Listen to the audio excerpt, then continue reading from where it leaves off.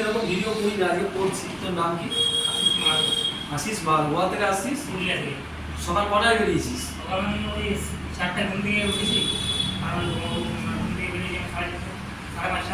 সকাল 4টে ঘুম থেকে উঠেছিস, 4:30টায় বেরিয়েছিস শুধু এই সেন্টারটা আসার জন্য।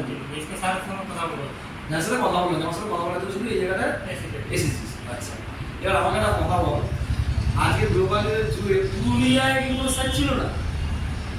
এটা তোকে পড়াইনি?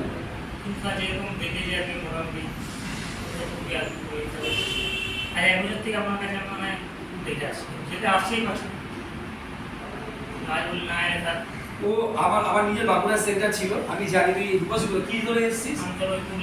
পুরুলিয়া এক্সপ্রেস ধরে এসেছিস, সাঁতরাগাছিতে নেমেছিস? হাওড়াতে নেমেছিস।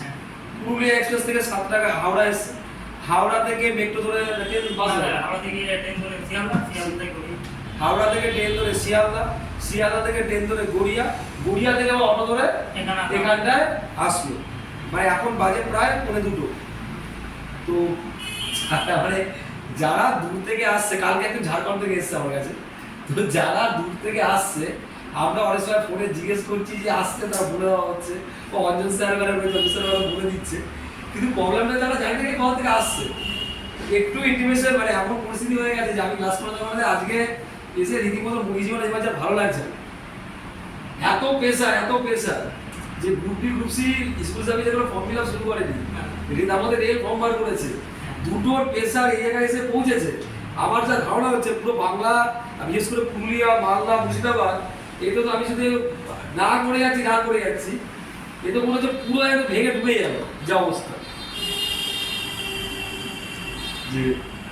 ঠিক আছে, এই ব্যাপারটা হচ্ছে, আমি একটাই কথা বলছি, গ্লোবালাইজেশনের জীবন আজকে অনেক সময় ভালো আছে, এত দূর থেকে সবাই আসছে, আমাদেরও খারাপ লাগছে পশ্চিমবঙ্গ। এখন কালকে আমি অন্য কিছু দেখাচ্ছিলাম, আজকে দেখাচ্ছে লয়াররা, কলকাতা হাইকোর্টের লয়াররা, তারা করতে চাইছে যে গভর্নমেন্ট সার্ভিসের যে ক্রেজ, যারা বলছে যে ক্রেজ নেই, এই ক্রেজ কোথায়, কোন লেভেলে এই ক্রেজ কি পৌঁছেছে, সেটা একমাত্র আমাদের এইসব জায়গায় থাকলে দেখা যায়। রিয়েলিটি মানে অ্যাকচুয়ালি ওইখানে অঞ্চলে কোনো কাজের সে পরিবেশই নেই, প্রাইভেটের কোনো পরিবেশ নেই, এবং আমার ফিস নেওয়া কম না, তা তো পাবলিক এই যে ক্রেজটা, গভর্নমেন্ট সার্ভিস একটা পেতে হবে না লাইফে, কিচ্ছু নেই। আমি জানি এই ধরনের ভিডিও আজ পর্যন্ত কোনোদিন করিনি।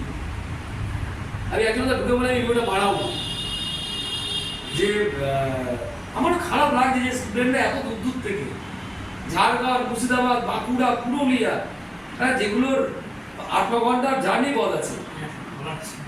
মানে আমি নিজে আমার বাঁকুড়ার কাজুরিডাঙ্গা, ন্যাশনাল কাজুরিডাঙ্গা চিনিস নিশ্চয়ই, কাজুরিডাঙ্গা আমার সেন্টার আছে, সেই সেন্টারে একবেলা যেতে গেলে আমাকে বেরোতে হয়, 3-4 বেরোতে হয়, 10টায় ক্লাস থাকবে, সেই ক্লাস করে বাড়ি বেরিয়ে তারপরে গিয়ে আমি আর পরের দিন ছুটি নিয়ে কিছু করতে পারি না, এক মাস আর সেন্টারে যাই না। সেখানে দাঁড়িয়ে গিয়ে একটা ছাত্র কতটা সরকারি চাকরির উপর, মানে যারা এই পরীক্ষাটাকে সিরিয়াস ভাবে নেয় তাদের জন্য আমি সরকারকেও অনুরোধ করবো, যারা ভিডিওটা দেখবে, রিক্রুটমেন্ট কেন নিয়মিত এবং প্রপার হওয়া দরকার, আর গ্রাম বাংলার পরিস্থিতি কি, যে এটা উভয় পক্ষেই দেখার বিষয় আছে।